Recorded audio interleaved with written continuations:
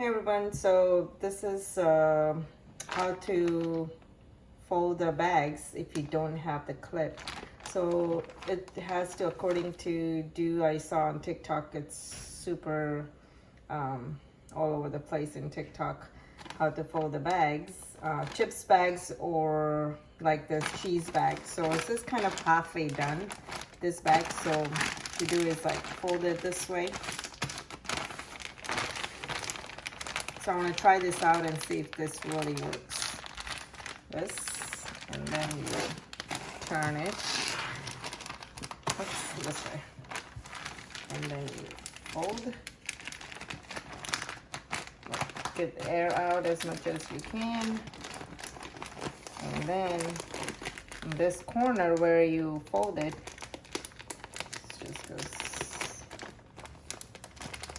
this way. If you don't have a clip, let's see if this works. Oh my gosh. It's work. Yay. This is awesome.